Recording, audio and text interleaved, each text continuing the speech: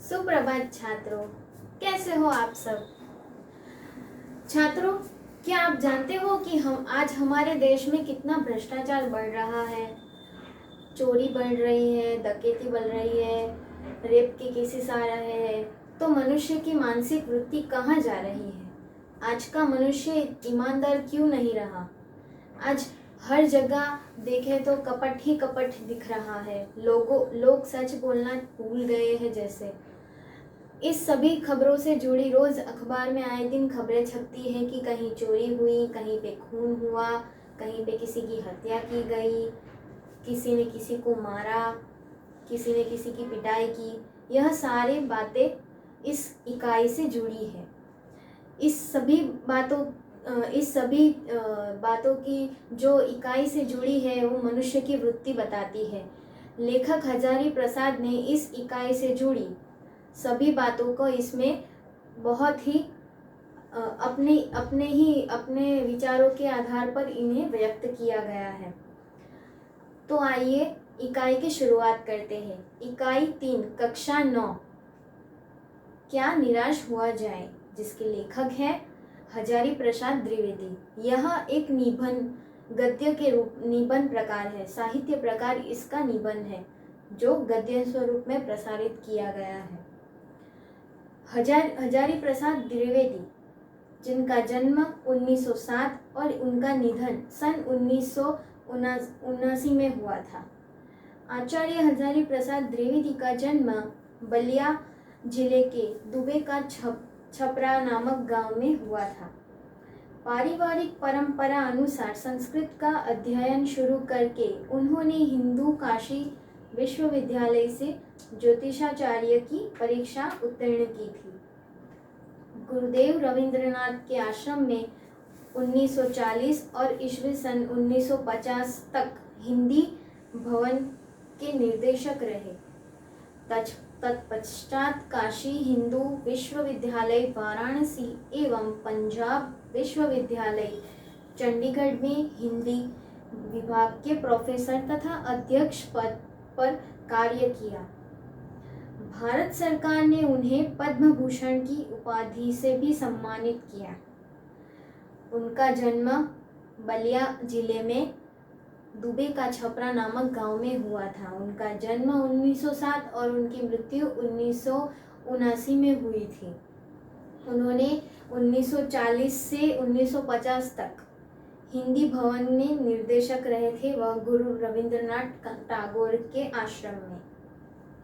उन्हें पद्म भूषण पुरस्कार से भी उन्हें सम्मानित किया गया था। हिंदी साहित्य जगत में द्विवेदी जी एक निबंधकार, उपन्यासकार, समालोचक तथा शोधकर्ता, इतिहासकार के रूप में प्रचलित हैं।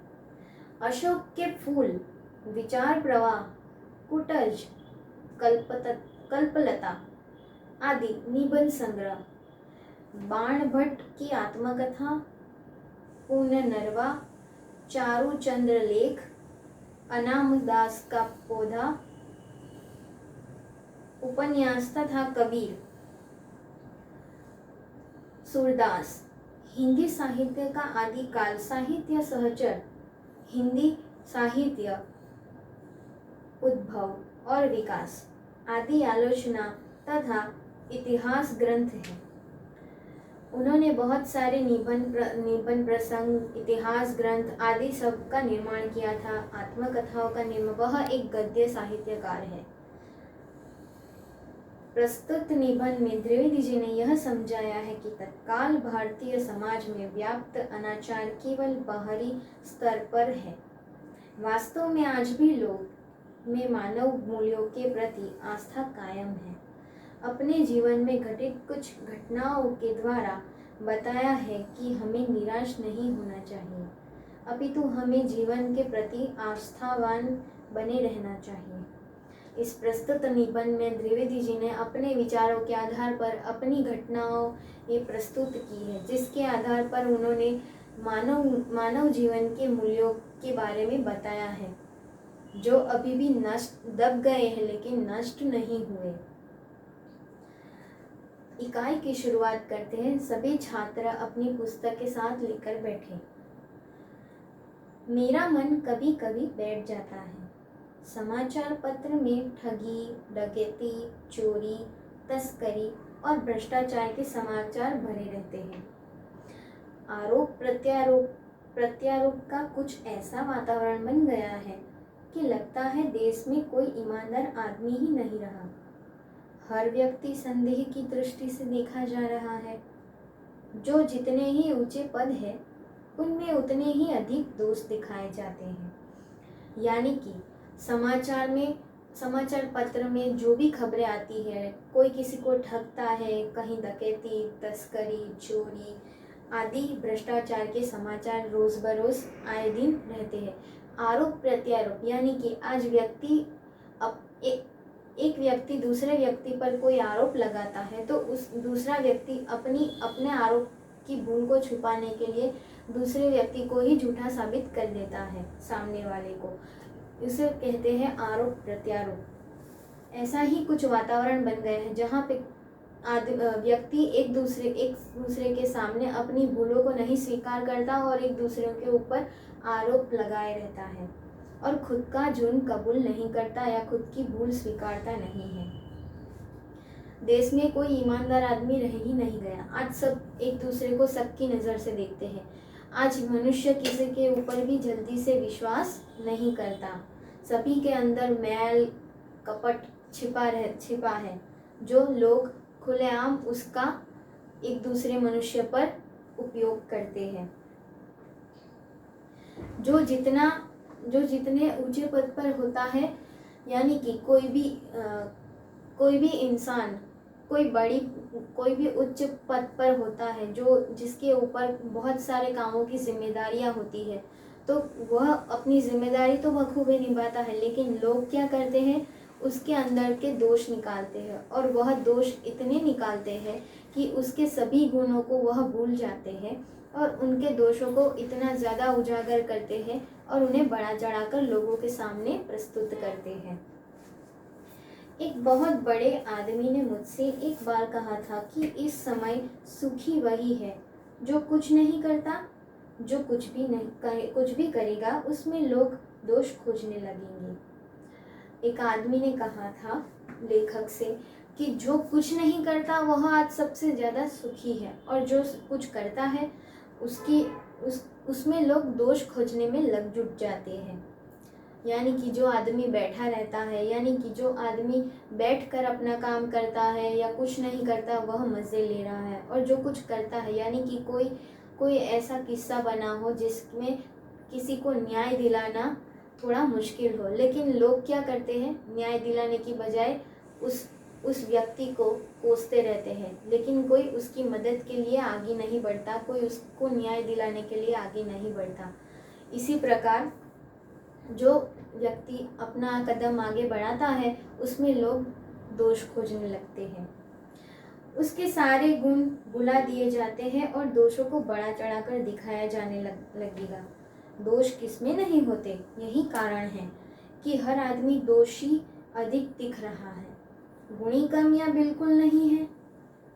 स्थिति अगर ऐसी है तो निश्चय ही चिंता का विषय है। आज हर व्यक्ति में लोग दोष निकालने जुट गए हैं। लोग अपने दोष भूल जाते हैं, लेकिन दूसरों के दोष जल्द से जल्द खोजने लगते हैं। खुद की गलतियां का कभी स्वीकार नहीं करते, लेकिन दूसरों की गलतियों पर पर्दा नहीं डालते, बल्कि उन्हें और उजागर करके किसी और के सामने प्रस्तुत करते रहते हैं। क्या यही भारतवर्ष है जिसका सपना तिलक और गांधी ने देखा था? रविंद्रनाथ ठाकुर और मदन मोहन मालवीय का महान संस्कृति सभ्य भारतवर्ष किसी अतीत की गवाह में डूब गया है। आर्य और द्रविड़, हिंदू और मुस्लिम, यूरोपियन और भारतीय आदर्शों की मिलन भूमि, महामानव समुद्र क्या सूख ही गया? मेरा मन कहता है ऐसा हो नहीं सकता। हमारे महान मनीषियों के सपने का भारत है और रहेगा। यानी कि यह सब जो भ्रष्टाचार होता है, जो आदमी आरोप प्रत्यारोप लगाते हैं, जो आदमी मेहनत करता है वही पिसता है, यह भविष्य क्या भारत के महापुरुषों ने देखा था, यानी कि गांधी, रविंद्रनाथ टैगोर और भी कई नेताओं ने क्या यही भारत की भविष्यवाणी देखी थी। कहाँ गया मनुष्य की मानवता? क्या ये मनुष्य की मानवता का समुद्र अब सूखने लगा है? यह लेखक कहना चाहते हैं। यह सही है कि इन दिनों कुछ ऐसा माहौल बना है कि ईमानदारी से मेहनत करके जीविका चलाने वाले निरीह और भोले भाले श्रमजीवी पिस रहे हैं और झूठ तथा फरेब का रोजगार करने वाला फल फूल रहे हैं। ईमानदार को मूर्खता का पर्याय समझा जाने लगा है। सच्चाई केवल भीरू और बेबस लोगों के हिस्से पड़ी है। ऐसी स्थिति में जीवन के महान मूल्यों के बारे में लोगों की आस्था ही हिलने लगी है। जीवन के जो महान मूल्य है, ईमानदारी, मेहनत, सच बोलना, किसी को पीड़ा ना देना, यह सारे नैतिक मूल्यों की अब निवृत्ति होने लगी है, ऐसा लेखक को लगता है। वह समझाने का प्रयत्न करते हैं कि जो मेहनत का रोजगार है वह बेचारा ईमानदारी के कारण पिसता रहता है, और जो कपट से धन कमाता है वह मौज कर रहा है, फल फूल रहा है। परंतु ऊपर जो कुछ दिखाई दे रहा है वह बहुत ही हाल की मनुष्य निर्मित नीतियों की त्रुटियों की देन है। सदा मनुष्य बुद्धि नई परिस्थितियों का सामना करने के लिए एक सामाजिक विधि निषेधों को बनाती है। उनके ठीक साबित न होने पर उन्हें बदलती है। नियम कानून कभी युग से परीक्षित आदर्शों से टकराते हैं। इससे ऊपरी सतह अलोड़ित भी होती है, पहले भी हुआ है, आगे भी होगा। उसे देखकर हताश हो जाना ठीक नहीं है। यह तो मनुष्य से निर्मित त्रुटियां हैं, यानी कि यह सारे गुणों का जीवन के नैतिक मूल्यों का पतन खुद मनुष्य ने ही किया है।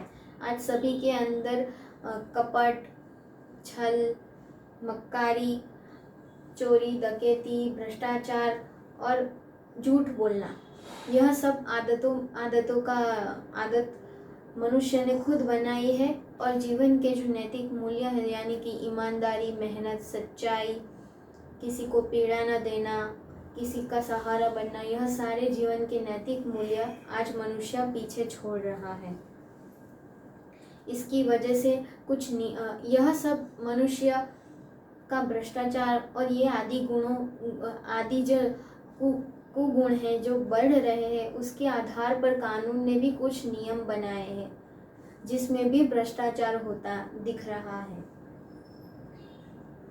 भारतवर्ष में कुछ कभी भी भौतिक वस्तुओं के संग्रह को बहुत महत्व नहीं दिया गया। उसकी दृष्टि से मनुष्य के भीतर जो महान आंतरिक तत्व स्थिर भाव से बैठा हुआ है वही चरम और परम है। लोभ, मोह, काम, क्रोध आदि विकार मनुष्य में स्वाभाविक रूप से विद्यमान रहते हैं, पर उन्हें प्रधान शक्ति मान लेना और अपने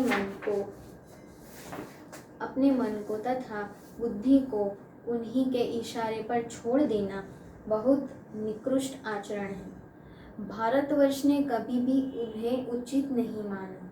उन्हें सदा संयम के बंधनों से बांधकर रखने का प्रयत्न किया, परंतु भूख की अपेक्षा नहीं की जा सकती।